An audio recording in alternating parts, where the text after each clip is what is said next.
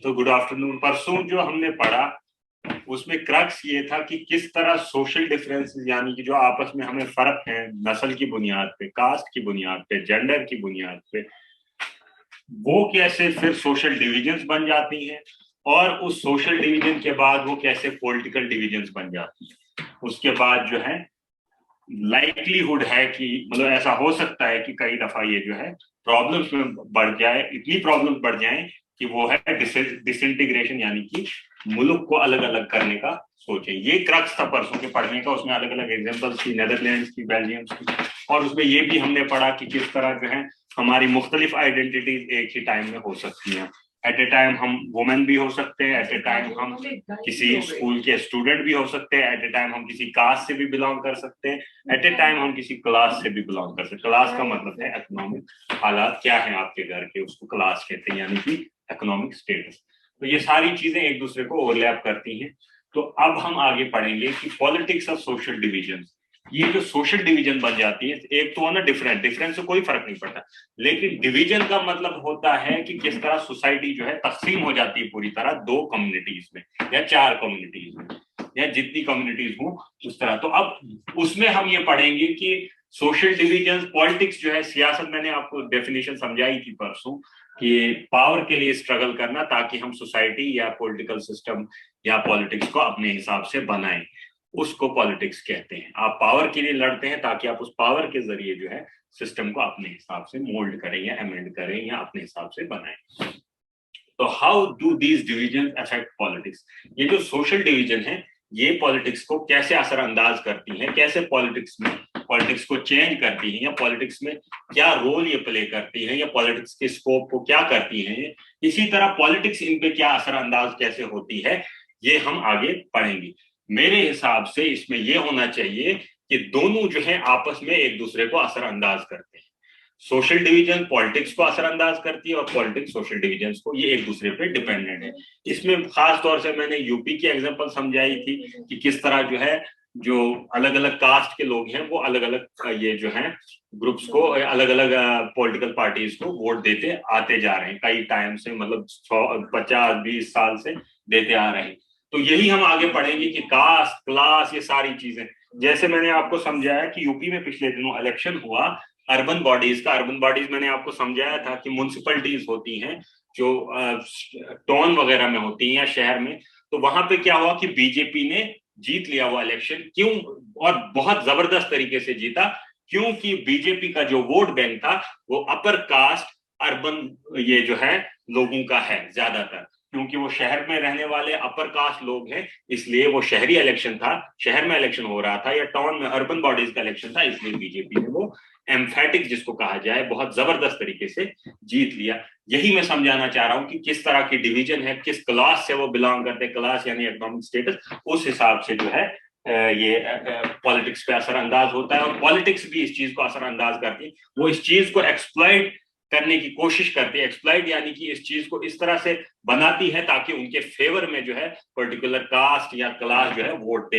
यानी कि मैंने आपको एग्जांपल दी थी, यूपीए की एग्जांपल थी, या फिर जब एनडीए आई पावर में 14 में, तो उन दोनों ने वुमेन को कहा था कि हम आपको 33% से रिजर्वेशन पार्लियामेंट में बढ़ा के 50% दे देंगे, जिसकी वजह से काफी वुमेन ने उनको वोट दे दिया। तो ये सारी चीजें आपस में एक दूसरे को इम्पैक्ट यानी असरअंदाज करती हैं। यही हम अब पढ़ेंगे, लेकिन इसके नजरिए से, किताब वाले के नजरिए से, वो नजरिया मेरा। At first sight, it would appear that the combination of politics and social division is very different, dangerous and explosive. पहले तो हमें ये लगेगा कि ये जो इनका कॉम्बिनेशन है, जो ये आपस में पॉलिटिक्स और सोशल डिविजन्स होती है, सोशल यानी कि समाज में अलग अलग जो तबके बनते हैं, एक तो 2-3 तरह की चीजें होती है। पहले सोसाइटी होती है, फिर उसमें उसके अंदर इकोनॉमिक सिस्टम और पॉलिटिकल सिस्टम वजूद में आता है। सबसे बड़ी सोसाइटी होती है जिसमें हम आपस में एक दूसरे पर डिपेंड हैं। तो वहां से फिर हम एक इकोनॉमिक सिस्टम यानी कि आपका लेन देन का सिस्टम क्या है, हर किसी को कैसे पैसा पहुंचता है, कैसे क्या होता है। उसके बाद हम एक पॉलिटिकल सिस्टम बनाते हैं कि हम इस तरह से लोगों को चुनेंगे और वो हमारे लॉ एंड ऑर्डर रखेंगे, कुछ खास लोग हम पे ऐसे हुकूमत करेंगे ताकि बदअमनी ना फैले सोसाइटी में। इसलिए सबसे बड़ी चीज जो है सोसाइटी है, फिर उसमें इकोनॉमिक सिस्टम है, पॉलिटिकल सिस्टम है, ये तीनों चीजें एक दूसरे को असरअंदाज करती हैं। और अब हम यहाँ पे पढ़ेंगे कि सोशल डिविजन पहले तो लगता है बहुत खतरनाक है और एक्सप्लोजिव है, धमाकेदार है। Democracy involves competition among various political party. आपको तो मालूम ही, जब भी इलेक्शन होता है तो अलग अलग पॉलिटिकल पार्टी अलग अलग वादे करती हैं आपसे कि हम जी आपको ये देंगे, दूसरी वो कहती है कि मैं वो दे दूंगी। ये एक इस तरह की मिसाल है कि जब आप संडे मार्केट जाते हो ना, तो वहां पे वो जो है कुछ लोग कहते हैं आ जाओ इधर, हम आपको ये गिलास इतने में ही देंगे 10 रुपए में, दूसरा कहता है कि हम आपको ये 5 रुपए में ही दे देंगे। इसी तरह पॉलिटिकल पार्टीज की भी मिसालें एक मार्केट में एक तरह से काम करती हैं और कहती हैं कि हम आपको ये देंगे, हमें वोट दे दीजिए, हमें पावर में लाइए ताकि हम आपको ये चीजें देंगे। There competition tends to divide any society. इनका कंपटीशन किसी भी अच्छी सोसाइटी को, एक तरह की सोसाइटी को भी डिवाइड कर सकता है। जिसमें ऑलरेडी सोशल डिवीजन है उसकी तो बात छोड़िए आप। तो if they start competing in terms of some existing social divisions, यही मैं बता रहा हूं आपको, अगर पहले से ही सोशल डिविजन्स हो, it can make social divisions into political division. जो मैंने पहले आपको बताया, पॉलिटिकल यानी कि स्टेट की बुनियाद पे, पब्लिक की बुनियाद पे वो डिविजन्स इतनी बड़ी हो जाएंगी कि अब उनमें पॉलिटिकल मसला हो जाएगा। पॉलिटिकल यानी पब्लिक, किसी चीज को जब भी पॉलिटिकल कहा जाता है यानी कि वो पूरी पब्लिक को असरअंदाज करती है। लेकिन आमतौर से पॉलिटिकल उस चीज को कहा जाता है जहां स्टेट का रोल हो। स्टेट यानी कंट्री, जिसको ज्योग्राफी में आप कंट्री कहते हैं, पॉलिटिकल साइंस में स्टेट कहते हैं। तो and it can make social division into political division, lead to conflict. और अक्सर क्या होता है कि वहां पे फिर कॉन्फ्लिक्ट यानी कि लड़ाई हो जाती है, वायलेंस हो जाता है। वायलेंस मीन तशद्दुद। आपने सुना होगा क्या यार वहां पे इतना मसला हो गया, टायर जला दिए गए, बसें जला दी गई, तो वो वायलेंस की शेप भी इख्तियार कर सकता है। और even disintegration of a country, और अक्सर क्या होता है कंट्री भी टूट सकती है। जैसे आपको मैंने पढ़ाया था, बस ये हमने पढ़ा है वैसे आगे, नॉर्दर्न आयरलैंड में जो है रीजन जो है यूनाइटेड किंगडम का एक हिस्सा था, या आहिस्ता आहिस्ता जो है टूट के जो है इसमें हमने पढ़ा था it was only that the government and the nationalist वगैरह वगैरह। आगे हम मिसाल पढ़ी थी ये, अरे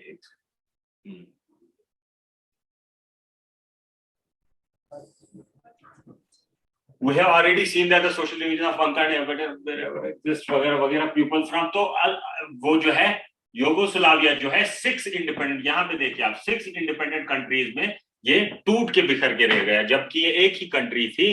तो ये अलग अलग कंट्रीज यानी कि 6 कंट्रीज बनी एक ही कंट्री की, जिसको आप जिसको ज्योग्राफी में कंट्री कहते हैं और पॉलिटिकल साइंस में स्टेट कहते हैं। तो आगे हमने पढ़ा था यहाँ तक। अब पढ़ते हैं 3 डिटरमिनेंट्स। क्या क्या चीजें हैं जो डिसाइड करते हैं कि outcome of politics of social division. जो सियासत चलती है सोशल डिविजन्स की, पावर में आने के लिए सोशल डिविजन्स का जो इस्तेमाल होता है, तो उसके क्या क्या डिटरमिनेंट्स यानी फैक्टर्स हैं। डिटर्मिनेंट्स का मतलब होता है कि कौन कौन चीजें उसको डिटरमाइन करती हैं, कौन कौन चीजें उसकी बुनियाद बनती हैं, किन किन चीजों पे वो मुनस्सर है उसको। First of all, the outcome depends on how people perceive their identities. ये सबसे इंपॉर्टेंट चीज है, क्योंकि हम आइडेंटिटी ही पढ़ रहे हैं कि लोग अपने आप को किस तरह से देखते हैं एक समाज में। अगर एक पर्टिकुलर कास्ट है या पर्टिकुलर क्लास है या पर्टिकुलर जेंडर है, जेंडर तो मेल भी हो सकता है, फीमेल भी, उसके अलावा भी अब जेंडर से आइडेंटिफाई हुए हैं, तो वो अपने आप को सोसाइटी में किस जगह देख रहे हैं। क्या वो नीचे देख रहे हैं, क्या वो ऊपर देख रहे हैं, या भी कहां देख रहे हैं वो अपने आप को। ये सबसे इंपॉर्टेंट चीज है। फॉर एग्जाम्पल, मुझे लग रहा है कि मैं कितना भी प्रोटेस्ट करूं, गवर्नमेंट मेरी सुन नहीं रही है, ठीक है, तो मुझे लग रहा है कि मेरी इस सिस्टम में कोई वैल्यू नहीं है। तो वो डिपेंड करता है कि किस तरह की मैं फिर पॉलिटिक्स करूं। If people see their identities in a single and exclusive terms, it becomes very difficult to accommodate. अगर लोगों को लगे कि जैसे मैंने अभी अपने आप की एग्जांपल दी कि मेरी जो है मेरी एक अलग टर्म की एग्जांपल मतलब आइडेंटिटी है, लोग मुझे मतलब सिस्टम मुझे अकोमोडेट नहीं कर रहा है, तो मैं अपने आप को एक अलग तरीके से परस्यू करने का मतलब होता है सोचना अपने आप पे कैसा नजरिया है। As long as people in the northern island saw themselves only Catholic. अब जब नॉर्दर्न आइलैंड की एग्जांपल हमने पढ़ी तो वहां सिर्फ वो कैथोलिक समझ रहे थे, कैथोलिक यानी कि ऑर्थोडॉक्स क्रिश्चियन, क्रिश्चियन मतलब ईसाई। और जब तक वो सिर्फ ये कैथोलिक और प्रोटेस्टेंट समझ रहे थे, वहां तब तक डिफरेंसेस जो उनमें थे उनको रिकॉन्साइल करना यानी कि एक नतीजे पे पहुंच के उनको सुलह करवाना, सुलह करने को कहते हैं रिकॉन्साइल करना। It is much easier if the people see their identities in multiple and complementary terms with the national identity. अगर उन लोगों को लगे कि नेशनल आइडेंटिटी के साथ में जुड़ा हूं किसी न किसी और आइडेंटिटी के तहत, फॉर एग्जाम्पल कोई जो है वो सोशली जो है किसी और तबके से है जो बहुत नीचे समझा जा रहा है सोसाइटी में, लेकिन अब वो एट ए टाइम वो आर्मी में भी है, तो वो नेशनल आइडेंटिटी के साथ जुड़ा है आर्मी के साथ, तो वो वहां पे जो है वो इस चीज को नजरअंदाज कर देगा कि मेरे साथ क्या ट्रीटमेंट हो रहा है, वहां पे उसको इजीली गवर्नमेंट जो है अपने वो उसको अकोमोडेट कर लेगी उसको। Majority of Belgians now feel that they are much Belgian as they are Dutch और जर्मन स्पीकिंग। उनको भी लगता है कि मेजॉरिटी मीन ज्यादातर जो है कि हम भी बेल्जियन है जिस तरह से German speaking people. This helps them to stay together. देखो, अगर मैं आपको कहूं कि आप लोग जो हो, मिसाल आप लोगों को मैं कहूं कि आप गोहा के हो, दूसरे को कहूं आप टापनील के हो, तीसरे टाटा कह रहा हूं मैं, तो आपको लगेगा कि हम तीनों के इंटरेस्ट अलग अलग हैं। अब आप सोचने लगोगे कि हमारे साथ कहां पे नाइंसाफी। लेकिन मैं आप सबको कहूंगा कि आप डोडा से हो, जब आप बाहर जाते हो ना कहीं, तो आपको कहूंगा डोडा से हो, आप सब लोग अपने आप को एक जैसा समझने लगोगे, आपकी फ्रेंडशिप हो जाएगी, आप आपस में जो है अपने इंटरेस्ट जो ये फर्क है वो दूर करके एक हो जाओगे, फिर अपने आप को लगेगा कि हम एक अलग रीजन है, पूरा चिनाब वैली से हम बिलोंग करते हैं, वहां आप चिनाब। यही जब आप अपने आप को एज ए पर्टिकुलर रीजन का समझने लगते हो, इन्होंने अपने आप को बेल्जियम्स को समझने लगे कि हम नेशनली सेम है, इसी तरह से उनके इंटरेस्ट जो थे छोटे मोटे जो नुकसान वो उनने अकोमोडेट कर लिए। This is how the most people in our country see their identity, they think themselves as Indian as well as belonging to a state और लैंग्वेज और ए ग्रुप और सोशल और रिलीजियस कम्युनिटी। यही हाल हमारा भी है।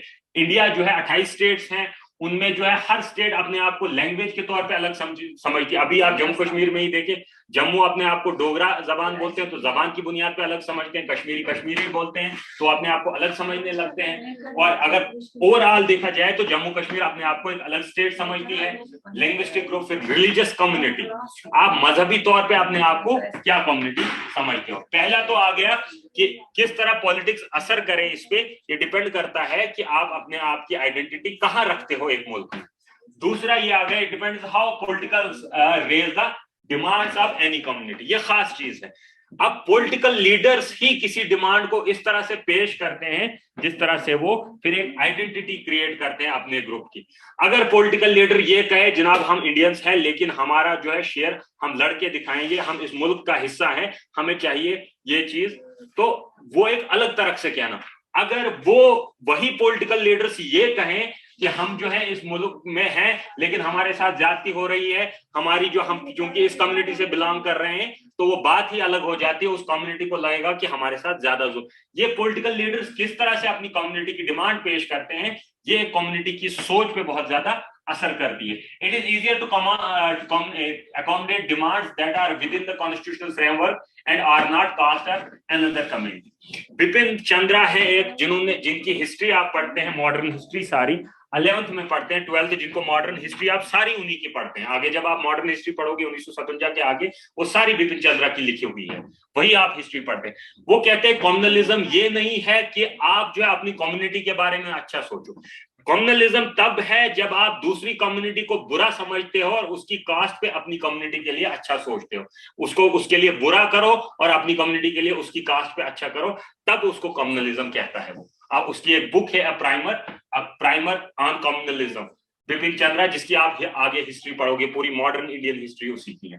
तो यही ये कह रहा है कि अगर कॉन्स्टिट्यूशनल फ्रेमवर्क में डिमांड्स हो, जैसे आप कह रहे हो कि मुझे जी राइट टू प्रोफेस रिलीजन हो आर्टिकल 25 के तहत, कि मुझे ये रिलीजन अपना प्रैक्टिस करने दिया जाए, तो वो इजीली अकोमोडेट होगी क्योंकि जो आपका लीगल सिस्टम है, जो आपका जुडिशरी है, जो आपका कोर्ट्स है, वो कॉन्स्टिट्यूशन में देखेगी हाँ जी इसको हक है, ये दे सकते। लेकिन कभी आप ऐसी डिमांड्स करने बोलोगे कि नहीं जी हम यहाँ रहेंगे ही नहीं, तो वो डिमांड्स इजीली एक्सेप्ट नहीं होती। अकोमोडेट का मतलब होता है उनको एक्सेप्ट करना, अप्रूव करना और आपको सिस्टम के अंदर लाना। The demand for only Sinhala was at the cost of interest of the identity of Tamil community. Sri Lanka में मैंने बोला एक तो ये तमिल्स हैं जबान की बुनियाद, और सिनाल, इनकी जो ये डिमांड थी वो तभी पूरी हो सकती जब आप नुकसान पहुंचाओ तमिल कम्युनिटी को, जो तमिलियंस है, जो तमिल जबान बोलते थे, इसलिए वो अकोमोडेट नहीं हो रही थी और वहां फिर आपस में फिर फसाद होती। In Yugoslavia leaders of different ethnic communities presented their demands in a way that could not be accommodated with. ये अब लीडर्स की एग्जांपल दे रहा जो मैंने, आप ऐसे डिमांड्स तो मतलब आपने सोचना है कि कॉन्स्टिट्यूशन के हिसाब से। यूगोस्लाविया में इन्होंने ऐसे डिमांड्स कह दी कि हमें जो है अलग दे दो, हम अलग मुल्क बनाएंगे, वो डिमांड कैसे पूरी हो सकती है? तो डिमांड भी इस तरह की हो जो अकोमोडेट हो, तो उसी तरह की पॉलिटिक्स भी बनेगी। लीडर कैसे उसको पेश करते हैं डिमांड को, ये डिपेंड करता है।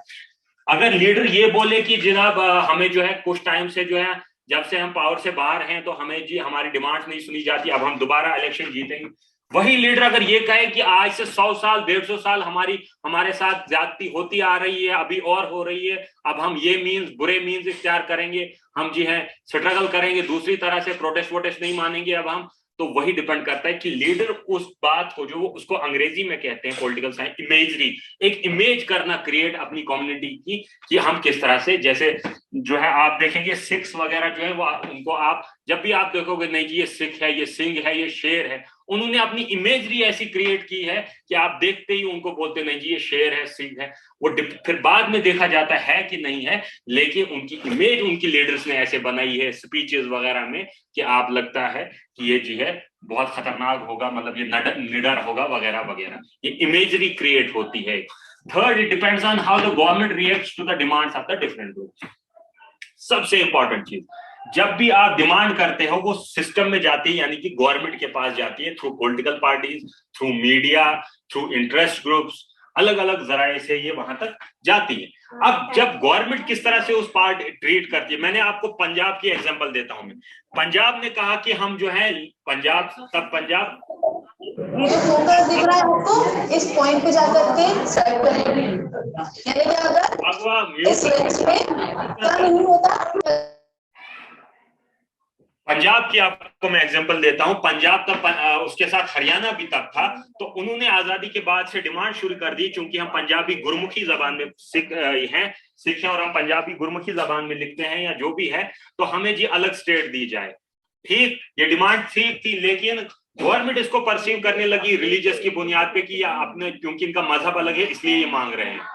तो फिर आहिस्ता आहिस्ता क्या हुआ कि 1956 में गवर्नमेंट ने जो महाराष्ट्र वगैरह की डिमांड्स मान ली अलग स्टेट की जबान की बुनियाद पे, तो सिख्स अपने आप को डिस्क्रिमिनेटेड समझने लगे, सिख्स अपने आप को समझने लगे कि हमें जो है, क्योंकि हम पर्टिकुलर मजहबी ग्रुप से ताल्लुक रखते हैं, इसलिए हमारे साथ क्या हो रहा है, नाइंसाफी हो रही है। अगर हम सिख्स नहीं होते, कुछ और होते या मेजॉरिटी रिलीजन से बिलोंग करते, तो हमारी बात मानी जाती। यही बात यहाँ पे आई है कि गवर्नमेंट किस तरह से उस डिमांड को अकोमोडेट करती है या रिएक्ट करती है, उस तरह से जो है उसी तरह से। फॉर एग्जाम्पल यहाँ पे लिखा है, as we saw in the examples of Belgium and Sri Lanka, if the rurals are willing to share power and accommodate the reasonable demands of minority community, social divisions become less threatening. ये एक political science में एक theory है, इसमें मैंने paper भी एक दफा लिखा है। उसमें दो चीजें आती हैं कि दो थ्योरीज है। एक का मानना यह है कि जो आप किसी की डिमांड मानते जाओगे, उसकी एक्सपेक्टेशंस बढ़ती रहेंगी और वो आपसे और मांगना शुरू कर देगा। दूसरी थ्योरी ये है कि अगर किसी की डिमांड आप मानते हो तो वो आगे आपसे नहीं मानेगा, वहां पे फुल स्टॉप हो जाएगा।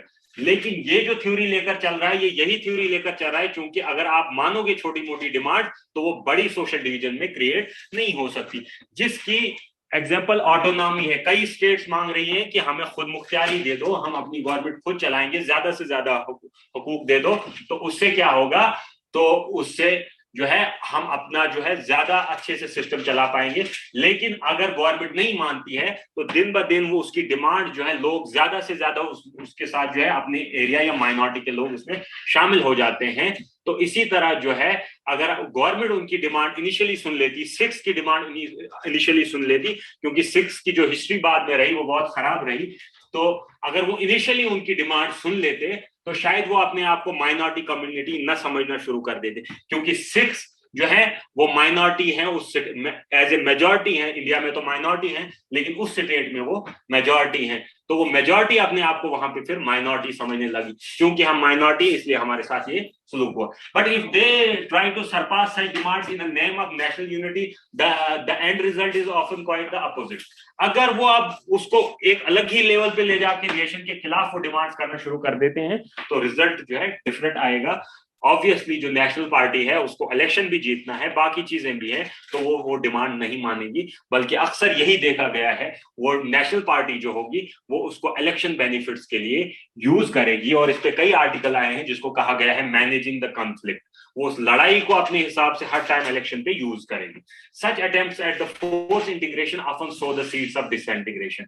जो फोर्स इंटीग्रेशन होती है कभी भी एक जो है एक स्टेट है वो आपसे थोड़ा सा जुड़ी हुई है मुल्क से, लेकिन पूरी तरह जुड़ी नहीं है। अब आप चाहते हो पूरी तरह से आप में आ जाए तो अक्सर क्या होता है उसके बरक्स होता है, वो स्टेट आपसे दूर चली जाती है, जिसको पॉलिटिक्स में एलिनेशन कहा जाता है। वो एलिनेट अपने आप को दूर समझने लगती है। जिस तरह आप स्टूडेंट हो, आपको मैं कहूं पढ़ो, लेकिन मैं आपको आप डंडे के जोर पे पढ़ाना शुरू कर दूं, एक वक्त आएगा आप कहेंगे मुझे पढ़ना ही नहीं है, मैं पढ़ाई छोड़ रहा हूं, तो बेटर मेरे लिए यही है।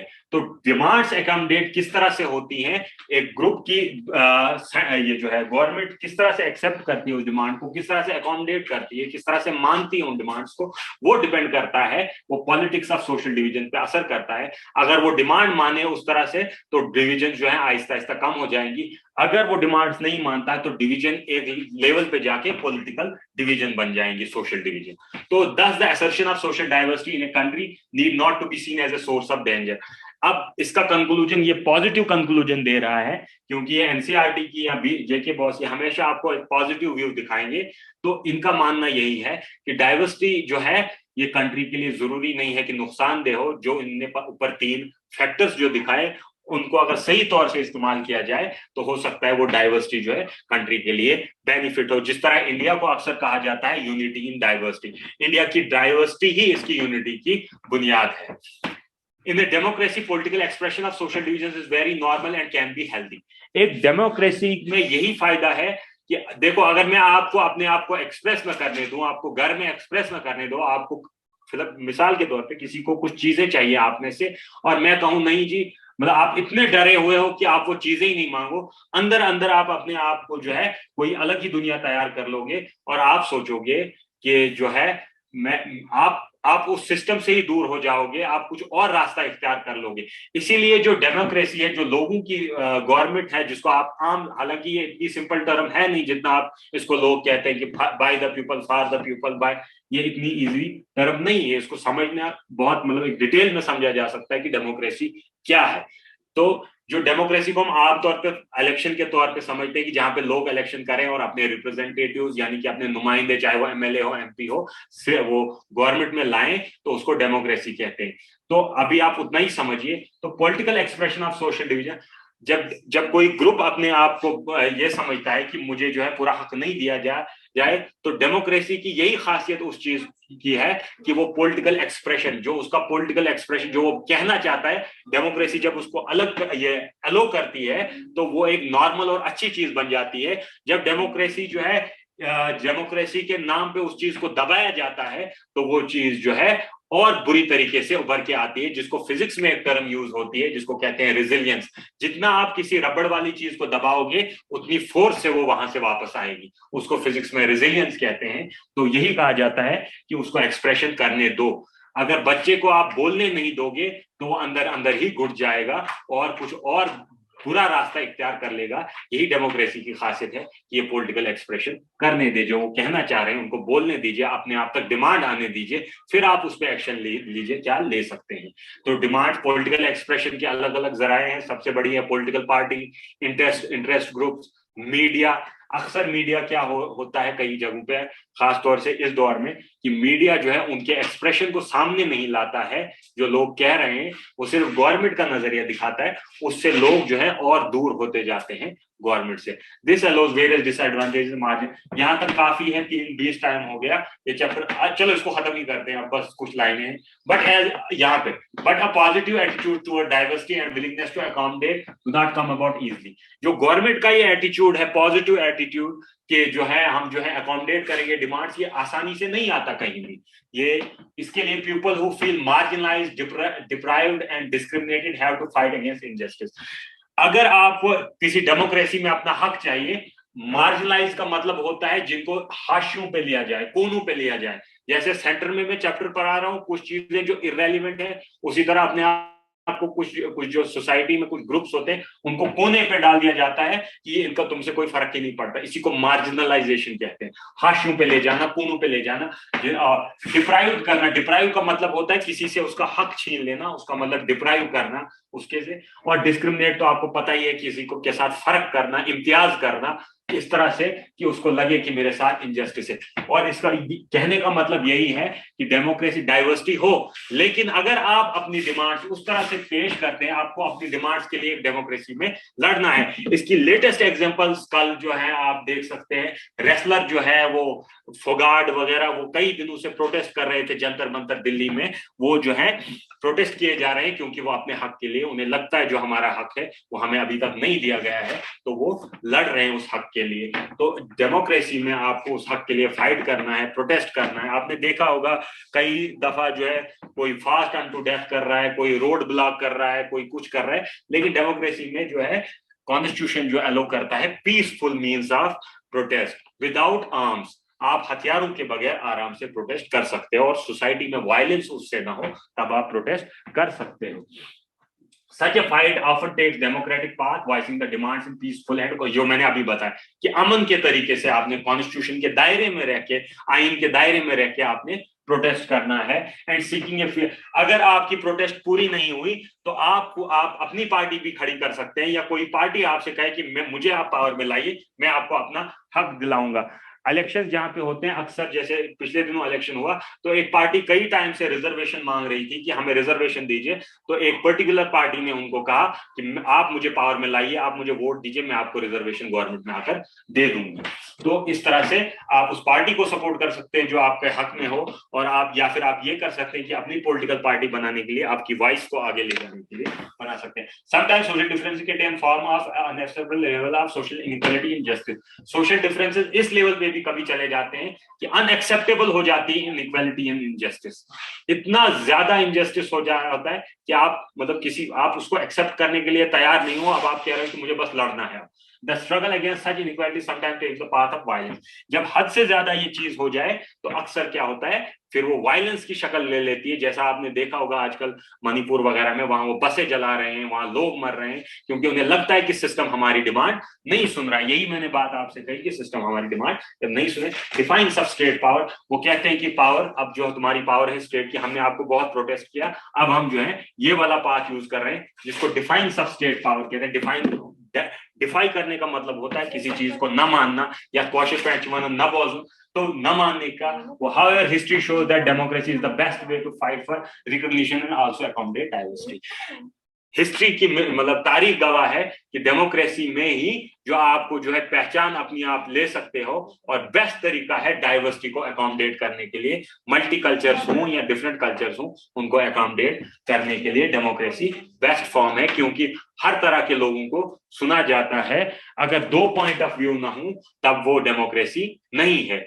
दूसरा नजरिया भी हो, हर इंसान का अपना नजरिया, जब उसको पेश करने का हक मिले किसी सोसाइटी में, दैट मीन्स वो डेमोक्रेटिक सोसाइटी है। हर आप चार लड़के सामने बैठे हैं, अगर आप चारों को हक मिले कि आप अपना अपना नुक्ते नजर बोलो, तब जाके आप एक डेमोक्रेटिक क्लासरूम में हो, जहां पे हर किसी को बराबरी है, बराबर बोलने का हक है, बराबर सुनने का हक है, तब जाके एक डेमोक्रेटिक क्लास में आप हो। यही मिसाल सोसाइटी की भी है, यही मिसाल पॉलिटिकल सिस्टम की भी है। और एंड में नतीजा यही, इन्होंने ये कंक्लूजन दे रहा था अभी तक 2-3 लाइनों में। अब आप सवाल कीजिएगा, मुझे बताइएगा कि आपने क्या समझे इन सवालात से। और इसमें कंक्लूजन इन्होंने पॉजिटिव दिया है कि डेमोक्रेसी, इसीलिए डाइवर्सिटी और डेमोक्रेसी नाम है इसका, क्योंकि डेमोक्रेसी ही डाइवर्सिटी को अकोमोडेट करती है बेस्ट तरीके से, इनके नजरिए के मुताबिक, किताब लिखने वालों के। ये राइटर भी कोई आम राइटर नहीं होते, बेस्ट राइटर्स होते हैं अपने सब्जेक्ट में पूरे इंडिया में, तब जाके फिर ये किताब रिव्यू होती है, तब जाके लिखी जाती है। Thank you very much. अगर किसी का कोई सवाल है तो बोलिए।